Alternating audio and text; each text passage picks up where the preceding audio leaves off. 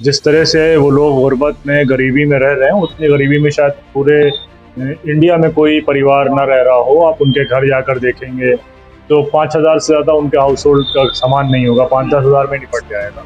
और जहाँ तक उस इलाके की बात है, तो मैं शर्त के साथ कह सकता हूँ कि अगर आपको कोई लाख रुपए महीना भी दे तो आप उस इलाके में नहीं रहेंगे।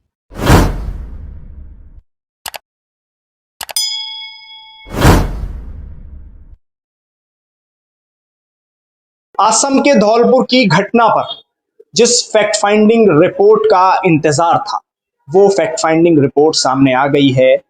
हमेशा की तरह इस बार भी एक टीम इन तमाम हालात को जांचने के लिए पहुंची, जमीनी हकीकत क्या है उसको देखने के लिए पहुंची। क्योंकि कहा यह जा रहा था प्रशासनिक अधिकारियों की तरफ से कि यहाँ जो कुछ हुआ है उसमें पुलिस पर वार किए गए हैं, पुलिस वाले घायल भी हुए हैं, मारे भी गए हैं।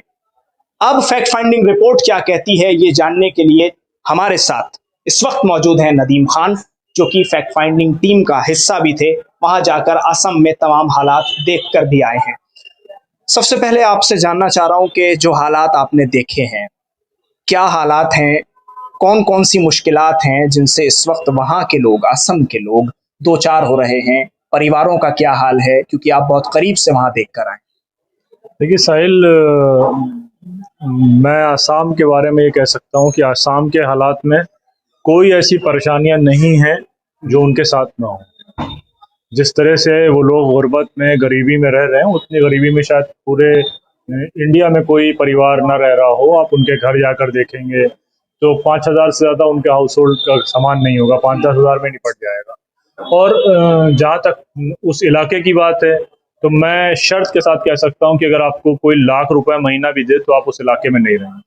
वहाँ पीने का पानी नहीं है, वहाँ कोई कुआं नहीं है, वहाँ कोई हैंडपाइप नहीं है।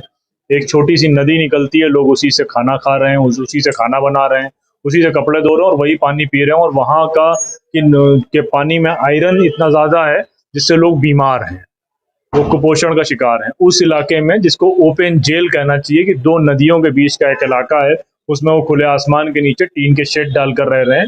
उस पे भी सरकार का बुलडोजर पहुंचता है और कहता है कि तुमको यहाँ नहीं रहने दिया जाएगा क्योंकि तुम मुसलमान हो। मुसलमान इसलिए कि बाकी दूसरे इलाकों में भी दूसरी बस्तियां हैं, लेकिन उन बस्तियों में ना कोई नोटिस आता है, ना कोई जेसीबी आता है और ना ही कोई बुलडोजर आता है।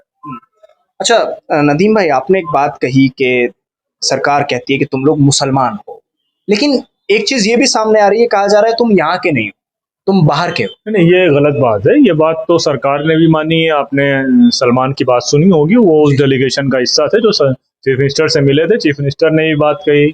उन लोगों के पास सन 1970 से वो वोट देते आ रहे हैं, उनके पास आधार कार्ड है, उनके पास पैन कार्ड है और वो एनआरसी में उनका नाम आ चुका है। बेसिकली जब वो लोग कहीं पे सरकार बुलडोजर चलाती है, कुछ लोगों को मारती है, तो उसको जस्टिफाई या सही साबित करने के लिए जो दिल्ली में बैठा हुआ भाजपा का आईटी सेल है, वो उसको सही साबित करने के लिए नई नई कहानियां लेके आ जाता है। किसी ने कहानी बता दी, कोई पुलिस वाला मार दिया गया, तो ताकि वो जो उनके लिए हिमायत या जज्बा या हमदर्दी आ रही है वो खत्म हो जाए। फिर कोई एक बात ये कहेगा कि वो हिंदुस्तानी नहीं थे, कब्जा कर लिया तो इसलिए बुलडोजर लेके चले गए। अब उस बुलडोजर में पुलिस वालों को मारा तो उन्होंने पुलिस वालों ने मार दिया। तो उसको न्यूट्रलाइज करने के लिए चीजों में तमाम स्टोरीज हैं जिनकी कोई बुनियाद नहीं, और इसका जिक्र हमने अपनी रिपोर्ट में किया है। तो यानी इसका मतलब यह है कि मामला पूरी तरह एक तरफा ही है, जुल्म हुआ है। ऐसा जुल्म हुआ है जिसका कोई लिमिट नहीं है। 13 साल के एक बच्चे को, चलिए हमने मान लिया कि लोग विरोध कर रहे थे, सारी बातें पुलिस की सही हैं। 13 साल का एक बच्चा क्या कर सकता है? आप उसके गले में गोली मार देंगे, वो जान से चला जाएगा। वो अपना आधार कार्ड लेके आ रहा था, आधार कार्ड उसकी जेब में था, उसकी फोटो आप देख लें। स्कूल में वो पढ़ता था, पढ़ने में बहुत अच्छा था, उसको स्कॉलरशिप मिली थी। स्कॉलरशिप का पेपर भी हमने लगाया है अपनी रिपोर्ट में। उसके आधार कार्ड की रिपोर्ट भी लगाई है हमने, फोटो लगाई है। और उसको आपने गोली मार दी। वो रास्ते से वापस आ रहा था, दरंग 3 का रहने वाला था, दरंग 1 में गोली चल रही थी, तो आपने उसको गोली मार दी। तो गोलियां सस्ती हैं मुसलमानों के लिए, जिसको चाहेंगे आप मार देंगे। अच्छा, लाठी डंडे क्यों थे लोगों के पास? जो फोटोज भी सामने आए कि डंडे लिए खड़े हैं लोग, पुलिस पर हमलावर हो रहे हैं लोग। देखिए, वो फोटोज कहीं और के हैं। वहाँ सब कुछ बांस पे है। आसाम में बांस की खेती होती है, बांस बनाया जाता है। उस इलाके में सब कुछ बांस पे है, घर भी उसी के बने हुए हैं। तो वो सब लोग अपने बांस निकाल कर वहां से वापस जा रहे थे। जब जब पुलिस ने कहा कि तुमको किसी भी हाल में नहीं रहने दिया जाएगा, तो लोग वापस आए, अपने बांस वांस निकाले कि अब चलते हैं, अल्लाह की जमीन वसी है, शायद कुछ दिन के लिए कहीं और रह लें। तो वो बांस की इमेजेस वो हैं। और चलिए मान लिया लाठी डंडे थे, तो डंडों का जवाब तो डंडों से देंगे ना। आप AK-47 सीने में चला देंगे? एक आखिरी सवाल, अभी की जो सिचुएशन है, करंट सिचुएशन क्या है, किस तरह से रह रहे हैं, क्या कर रहे हैं, कहाँ रह रहे हैं वहाँ के लोग? देखिए, वो लोग थोड़े, जब गोलियां चली तो डर के बहुत सारे लोग भाग गए। कुछ लोग वहां पर नदी क्रॉस करके, छोटी नदी क्रॉस करके एक दूसरी आबादी है जिस पे नोटिस आ चुके हैं, वहां पर पड़े हुए हैं। उस पूरे इलाके में खौफ का माहौल है कि नोटिस आ चुके हैं, तो अब बुलडोजर किसी भी दिन आ जाएगा, हमको अपना सामान समेटने नहीं दिया जाएगा। लेकिन वो जाएं कहाँ, इसलिए उनके पास कोई ऑप्शन नहीं, इसलिए वो पड़े हुए हैं।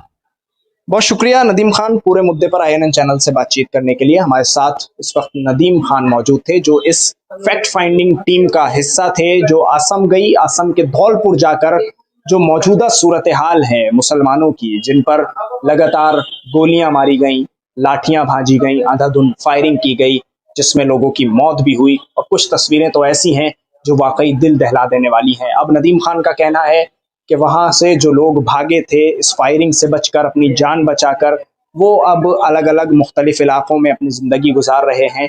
रहने की परेशानी है, खाने पीने की परेशानी है। ये तमाम हालात इस वक्त असम के धौलपुर में बने हुए हैं।